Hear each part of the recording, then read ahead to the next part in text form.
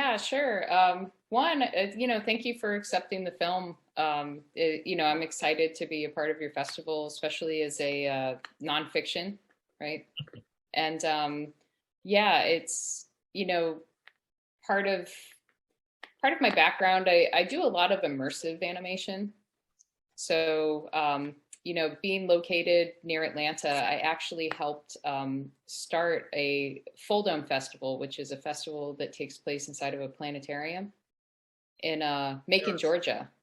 So actually, every year I help out with that festival, and there's artistic content that gets played in this 360 theater. So that's a big part of my background. And more recently, I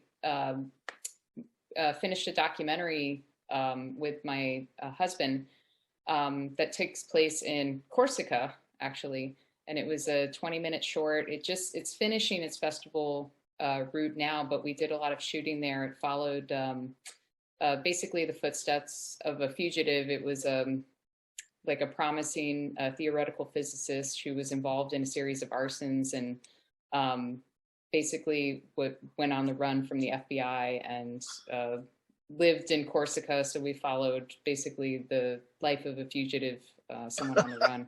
Yeah, so that was kind of my first, I guess, dipping my toes into documentary.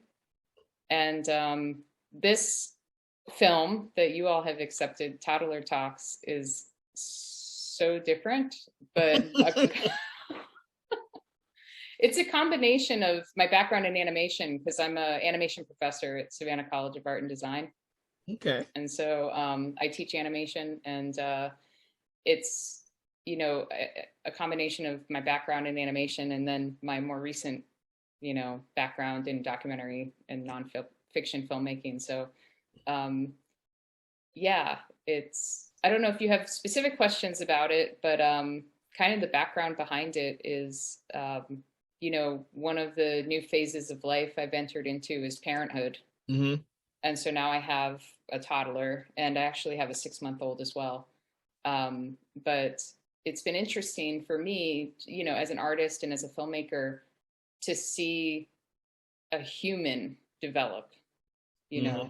thoughts, and especially being able to like articulate words and hearing about their dreams and their misconceptions. And so part of where this film started was with just recording conversations with him and just seeing, what did you see today? Or did you dream about something? Do you like this? And the approach to the animation style it was meant to kind of, um, I guess, serve as like a visual representation of how we develop our communication skills. And so I have it, it's kind of like a crude illustration style. And then as either like unclear articulation of words or maybe frustration of feelings come out, the I guess the images get a little bit more rough and less articulated. And so that was kind of I guess, the point behind the visual approach Okay. to the animation, along with the, I guess, recorded audio dialogue. Well, one of the reasons why the film struck me is because I have a toddler too, and when I watch the film, I'm like, huh, that's interesting. I never bothered to actually think about what my son says and does, and you took that and made a visual representation through animation, and I was like, that was a brilliant. I've never seen that before. I was like, huh. And that's what struck me for the film, even though it's a really short film. I don't want to know I want to know how long you guys were recording the conversations with your toddler, and then which ones you chose to use for the film. Yeah, so I will say that it takes a lot of recording because either that you get bad audio in the background, or like things don't come out exactly right. But I'll say that most of them happened over like breakfast or dinner. So basically just, him sitting in a high chair And, I put it was all recorded on an iPhone and just put an iPhone Okay. and, ask him questions, just, like, what did you see today? Or, with the lasagna, like, do you like lasagna? And and it was mostly just like figuring out the right topics to ask about too, because specifically with the lasagna, he just had this very passionate response to the lasagna where it was like, no, like, I do not like it. And like just asking him, I had to ask him a few times, but I think like maybe the third time I asked him, he was just like, no, I do not like lasagna. Um, but it's also practicing the follow-up questions too, because you'll notice during the interviews, like, we have to ask some of these follow-up questions, like, what did you dream about? Like, oh, I dreamt about the beaver. And it's just like, he ran and hugged you, which means me, because he thinks the word you means me, if that was clear in the animation, because we say you all the time. But anyway, and it's just like, well, why did he hug you? Because the rainstorm came. So it's like, I think a big key to it was actually asking the follow-up questions as well. So yeah, I don't know.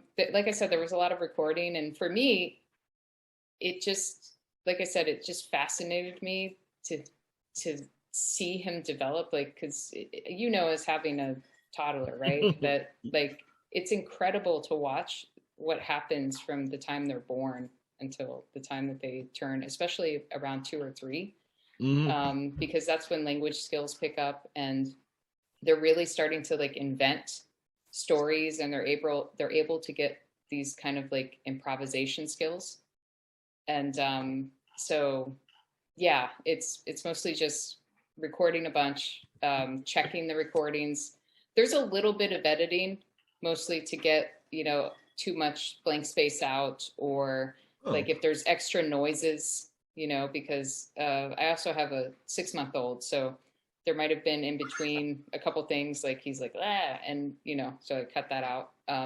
But yeah, ultimately it's honestly just like a lot of editing, and as a having experience with some nonfiction filmmaking, it's about the questions too. Yeah. And like how to phrase the questions to get an answer. So I think that was an important part of my training, I guess, in documentary, to be able to talk to a toddler and get them to express themselves in a way that I could actually use for a film. Okay. So maybe a strange question, but I want to know what made you pick this type of subject versus your other subject for your other film, because there's such a huge difference between the two. Yeah, so I'll say the subject for the other film, it does have a background. My husband, he works in documentary. He's a documentary filmmaker. So he had made a previous documentary about another person who was involved in that arson, who actually, the film that we made about the fugitive in Corsica, he's sadly no longer with us. He had died.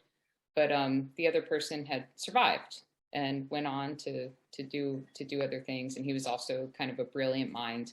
But that's kind of how we had that story. And I was there, to help co-direct it with my husband, and also do a lot of the visual components, because he had this journal that he kept while he was a fugitive. And so I was able to make a visual representation of the journal and like animate that.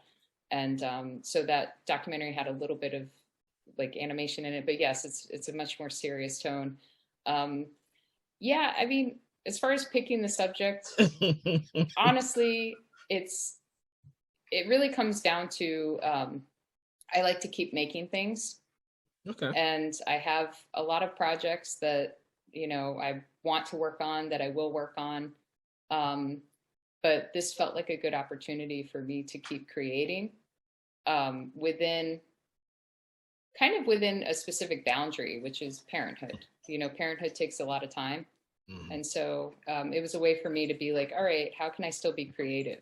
Okay, let's do it during my parenting time, and not, I'm always a parent, obviously, but you know what I mean. Yes. You know what I mean.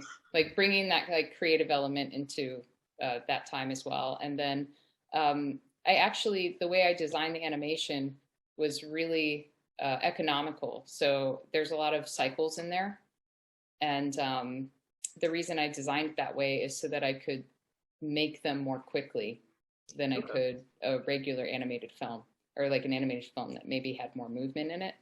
And so that's another, I guess, strategy behind the visual approach, is that these were things that I could do even while I'm, taking care of a newborn, and and a 2-year-old, and that kind of thing. So how long did it take you to animate the film? So there's a bunch of different segments that I pieced together, and in the version of the film that you have, I actually have added 2 more segments. So I know that you have one that has 4 in there, and I've actually made 2 more. So I'm making a version that has 6, which if you guys would like to play that one, I would love for you to play the one. It only adds on an extra minute and 30 seconds or so. That's fine. Send us out. Okay. Yeah. Great. I'll send it to you. Yeah. I've had plenty of people send us updated versions of their films, so that's perfectly fine. Yeah. So basically, my goal was to try to make one every month or every other month. Oh, wow. And so the Twinkle Little Star, I think I made when he was 20 months old. The Creek I made when he was 21 months old. The lasagna I made when he was 23 months old. And so it was basically once every 1 to 2 months I wanted to make a new one until the end of the year. Oh, so okay. I was about to say, so you're making these little shorts about your toddler every couple of months, like normal people would just take new pictures of their kids every other month. Yeah. So essentially, they all were done at different times, and then I pieced them together into a short. Okay. I was wondering how you did that. Okay. Yeah. And in the new cut that I'll send you, I'm actually gonna put the age so that you can see the progression of language, because there's a couple ones I think you'll enjoy. They get funny, or they're always funny, but the last 2 are funny as well. So. It's funny for me because, like I said, I have a toddler, so I'm seeing the same things in my son that I'm seeing in your film. I'm like, oh yeah, he does that. Why didn't I think of that, making a film of it? That was a brilliant concept. I'm sure that audience members who have kids will enjoy it a hell of a lot more than people who don't have kids, because they won't realize that these are the funny moments of our children when they're growing up, is when they're just answering these questions we give them that we're not expecting them to answer the way that they do. And it's more comical that way. So, but then of course you added animation into it. And so how long have you been doing animation? How long have you been doing animation itself? So I've been in animation for, I don't know, I mean, over 10 years. Okay. So 10 to 15 years I've been doing animation. Yeah. And like I said, my specialty actually is in immersive animation, and I worked in LA for a number of years. And what I did there actually was architectural media integration. So if you think about Times Square, buildings covered with lights. Yeah. That's actually what I did, is I helped design how the lights would integrate on the buildings, and then I directed a team of artists to make content that would go on the buildings. So there's actually a building in LA, for anyone who is in LA, called the Wilshire Grand, and it's the tallest building in Los Angeles. And I worked for a few years with that architecture with a company called Standard Vision. I was their art director, and I helped work on what the lighting design concepts would be for that. So the lights that are on there, those are based on some of the concepts that I designed. So yeah. it's a background that's a little bit all over the place, but I'll say that I just I just love, media making. I love, film, animation, any ways that I think that we can expand how we talk to each other, because I do view it as a language. I view filmmaking as a language. I view animation as a language, and I think that it has this like incredible capacity to communicate. And that's part of the, Toddler Talks series, is like you were saying, maybe you never think about what your kids say, but like I wanted to take it and represent it in a visual way that maybe could help people either pay attention to it or just get a different kind of meaning. Like if you watched a video of him saying that, it'd be so different than watching this animation over what his dialogue is. So that's an interesting point. You are right. Huh. Well, yeah. I could definitely say that yours is the first animated documentary I've seen.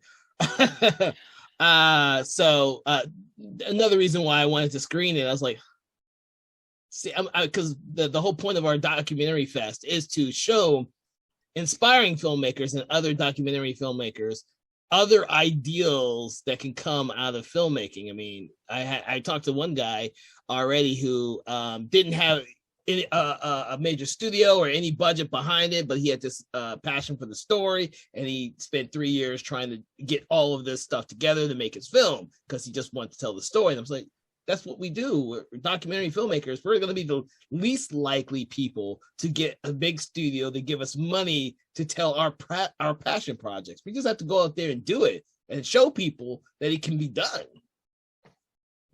Yeah, absolutely. Tell me about it. Ever since I entered the world of documentary, I'm discovering that, like, it's, but no, I really want to, say thank you, because that's an incredible goal for your festival. Really a service to filmmakers to, showcase their work, especially those that are underfunded.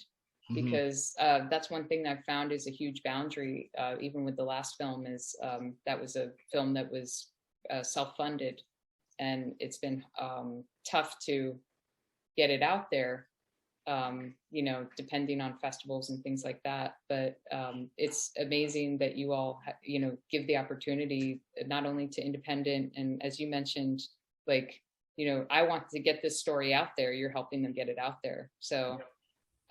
Thank you. Well, you're welcome. So is this at the beginning of its festival run, or in the middle, or is it almost at the end, like your other film? Where is this in its festival run? This one is at the beginning. I just started submitting at the end of last year. Okay. And so it's at the beginning, and I've submitted it to the major animation film festivals, because there are some big ones. We'll see. Yeah. I haven't heard back from those. I have heard back from some other, film festivals that it's been accepted to. And so, it's kind of at the beginning of its run, and I just want to put it together, get it out there and into the world, and see what happens with it. So. Yeah, because yours is unique, is because you can send it both to animation film festivals and documentary film festivals, and then try to figure out where the better response is. Right. Exactly. So yeah, I'm trying both, and I'm happy, especially if this is the first animation, I guess, that you've maybe had submitted, or. This is the first one I've ever had submitted. So, and first one I've ever seen that I can recall. Unfortunately for me, I watch about 500 independent films a year. I'm a judge for another film festival 4 times a year. So I tend to watch a lot of indie films, but this is the first, and I believe this is the very first animated documentary I've ever seen. So even before I actually saw the film, I was like, this is the most interesting concept I've seen. I've got to have this movie. So my partners are not as savvy with filmmaking and films as much as I am, but it was one of those things where I'm like, this is exactly what we are trying to do here. We are Something Wicked DocuFest. We want to show the stuff that other people may not be aware even exists. So I'm happy that you're a filmmaker that's actually delving into both of them at the same time. So I'm really excited if you have more projects that kind of meld both the animation and documentary style together, or if you just do another animated film. So Yeah, absolutely. So what was the toughest thing making this film then? Oh man, the toughest thing. I would say, I mean, aside from getting the actual recording, you know, because like I said, that's some trial and error. I think the next toughest thing would be working through what the visuals would be. Like how do I represent the dialogue? So, is it going to be literal? And I'd go through like iterations of design where I'd be like, oh, that's like too literal looking, so I need to abstract it a little bit more.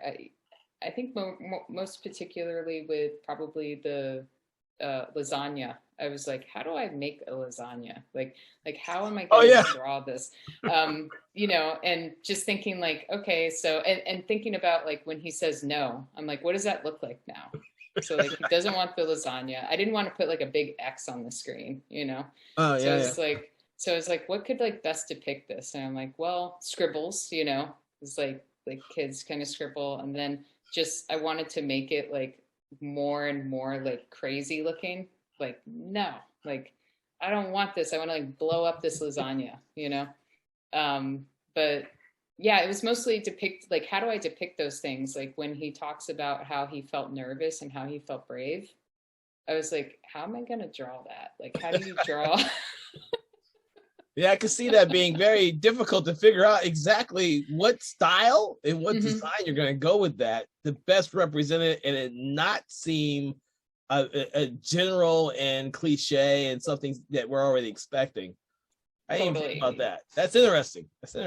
Okay. Yeah, so it was interesting. And then the dream about the beaver, where it like goes and hugs him, I was like, well, I don't want to draw him because I didn't want it to be too literal. So then, actually my husband, he was like, what if you just wrote Henry down? Cause that's my son's name. And I was like, okay, that could work. And, just trying to figure out even how the images work together. So yeah, just figuring out how to represent those different things. Rainstorm was so easy, but yeah, nervous, brave. I had to think a lot on that one. Okay.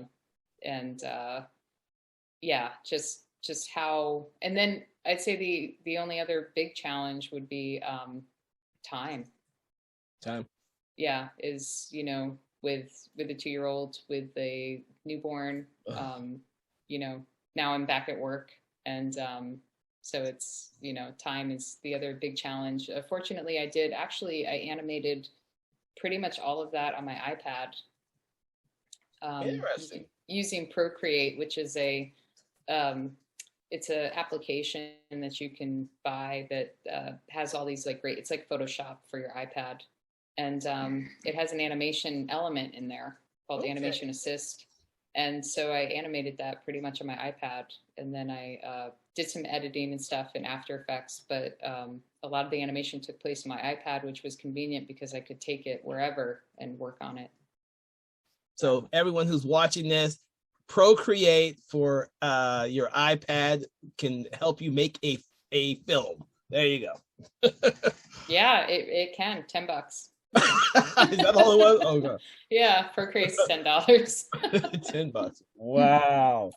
All right. So what are you working on now? Are you taking a little break to let the films play out at the film festivals? And are you still going to do more segments for Toddler Talk? So I will do as many segments as I find inspiration for. I'm still recording and asking questions. Like I said, I added 2 more segments since I submitted you the film. So I'll get you the more recent cut. But as long as he keeps creating content, I'll keep animating it. And aside from that, I do have a couple other projects that I'm developing. Like I said, they're kind of I delve into a lot of different areas. So one of them is it's an animation based on what it's like to be carrying a child, meaning like be pregnant, because it's for anyone who's been pregnant, it's an interesting feeling when they kick, and being able to feel movement and how movement becomes more intense as they grow. And so I've been doing some animations on my iPad again, where I'm basically using my ultrasounds as reference for motion, and I'm animating on top of those. And so that's good. That's one film I'm working on that I'll finish soon. And then one of the other projects I'm working to develop is, since I did a lot of work in like LED and, you know, light-based installations, that's another thing that I'm experimenting with this summer when I have my break from teaching, is doing kind of a proof of concept for like a public art project that is LED based, and trying to bring some interactive component into that. So yeah, those are the things that I'm working on. They both sound very interesting to me, because I would love to see more projects where you are melding the two genres together. I think that's a very brilliant concept. And I think that because there's not a lot of people doing it, it seems fresh, and it brings a new aspect to documentary filmmaking that you probably haven't seen before. So I want to congratulate you on that, and hopefully I see more of that. Yeah, absolutely. I'll definitely submit more stuff. I will say that definitely, since we do both animation and documentary film festivals and stuff like that, please let us know.